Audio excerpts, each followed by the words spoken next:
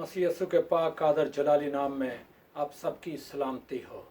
और मेरा ईमान है आज मैंने इस कलाम में से सीखा और तजर्बाती बात मैं आपको बताना चाहता हूँ, जो कि आज दुनिया में मुख्तलिफ, अगर आप किसी जगह भी, चाहे हुकूमतों में चले जाएं, मोहल्ले गलियों में चले जाएं, ख़ानदानों में चले जाएं, हम सब देख रहे हैं बार वबाएँ हैं। तरह तरह की वबाएँ क्यों आती हैं, तरह तरह की वबाएँ क्यों घेरती हैं। जब हम उस कुदरत को, उस कलाम को, उस बरकत को छोड़ देते हैं या उसमें किसी चीज़ की एंट्री डल जाती है तो फिर हम बड़े परेशान होते हैं। मैं आपको एक चीज़ की तरफ लेकर जाना चाहता हूँ। पैदाइश पहले बाब में, पहला बाब, दूसरा और 3 बाब है। पहले बाब में खुदा की कुदरत हमें नज़र आती है। जब हम खुदा की कुदरत को देखते हैं, चांद, सितारे, सूरज, समुंदर की मखलूक़ात को देखते हैं, आसमान पर गैलेक्सीज़ को देखते हैं, बिलियंस और पता नहीं कितने हैं, ये खुदा की कुदरत हमें नज़र आती है, जो कि पूरी दुनिया में खुदा के फजल से खुदा की कुदरत यहाँ मामूरी है। खुदा की कुदरत है, खुदा की हशमत है, खुदा की बुजुर्गी है। इसको पहले बाब में हम देखते हैं। खुदा ने बड़ी खूबसूरती से आसमान और ज़मीन को बनाया, बड़ी खूबसूरती से इन सारे सेटअप को इस पे काम किया और काम करके ये सारा कुछ जो कुछ भी नज़र आता है ये खुदा की कुदरत नज़र आती है।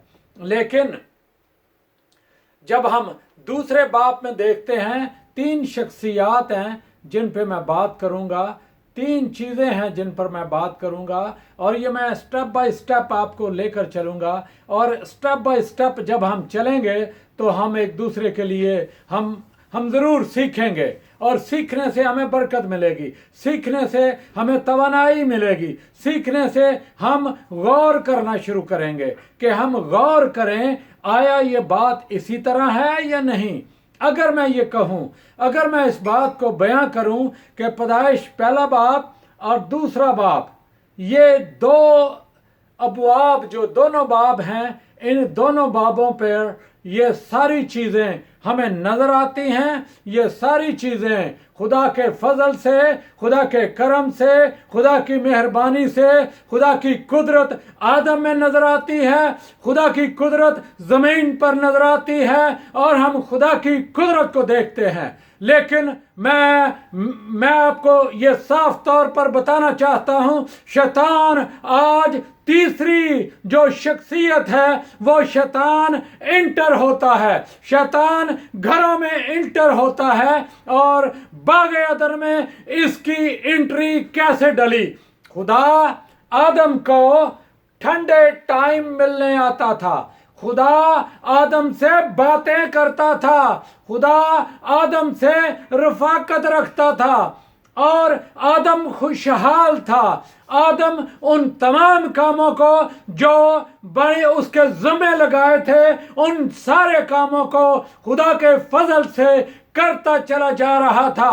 और फिर उसके बाद बाग दरख्त आदम ने काम दिया गया, आदम को काम दिया गया, वो जानवरों के नाम रखे, उसने जानवरों के नाम रखे।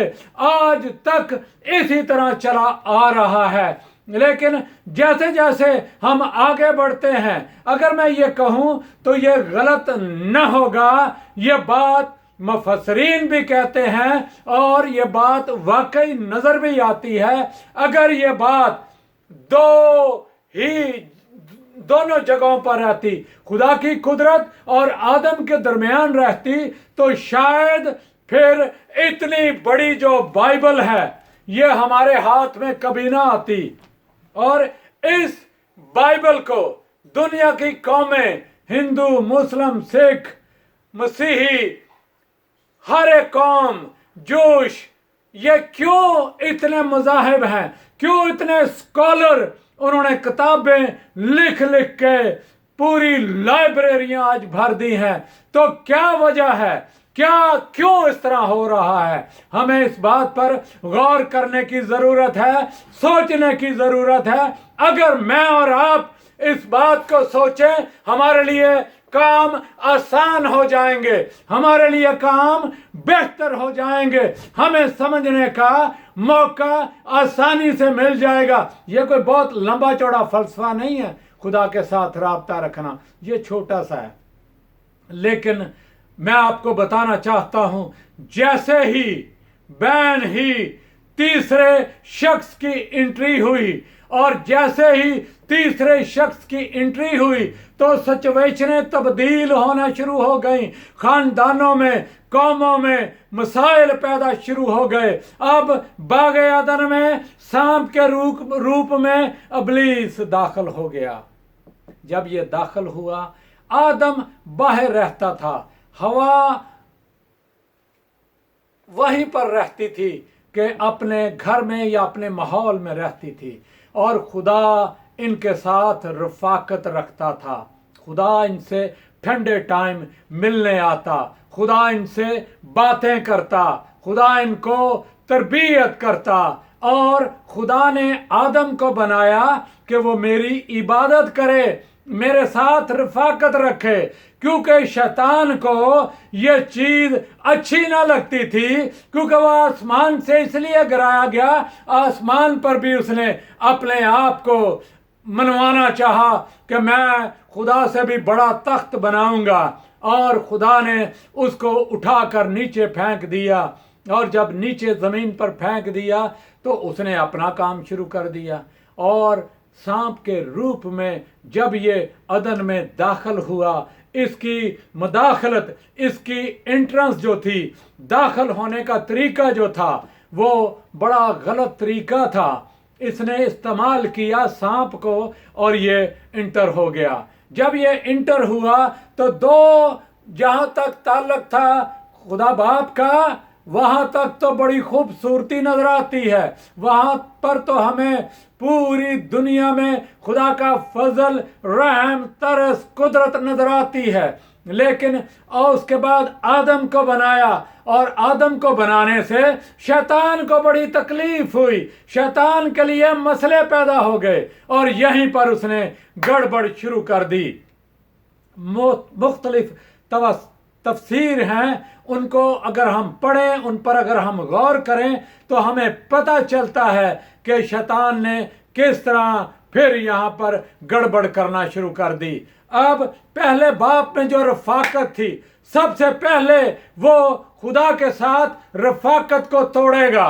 अगर आज मैं और आप खुदा के साथ रफाकत रखते हैं, शैतान की कोशिश होगी कि वो किसी को भी इस्तेमाल करे, किसी बच्चे को इस्तेमाल करे, बीवी को इस्तेमाल करे, खावंद को इस्तेमाल करे। बीवी के खिलाफ अगर वो दुआ करती है, खुदा के कदमों में रहती है, अगर मर्द जो है वो खुदा की हजूरी में रहता है तो वो औरत को इस्तेमाल करेगा।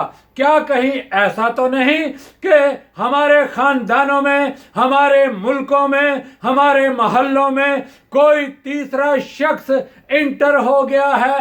कानून मिला, कानून खुदा ने, ये दो ही, अगर ये मैं कहूँ ना कि ये दो अबवाब हमारे लिए काफ़ी थे, और उसके बाद इतनी बड़ी बाइबल की हमें ज़रूरत पेश ना आती।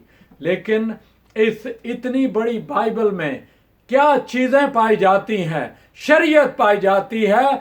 शरीयत क्यों दी गई, शरीयत के वसीला से क्या काम हुए, हमने खुदा को किस तरह जानना पहचानना शुरू किया, इंसान की जो रफाकत थी वो क्यों दूर हुई, इसलिए कि इंसान खुदा के हुजूर से बागी हो गया। किसने करवाया? शैतान ने करवाया। पहला किरदार हमें खुदा का नज़र आता है, दूसरा किरदार इंसान का नज़र आता है, और इंसान की खुदा के साथ रफाकत है।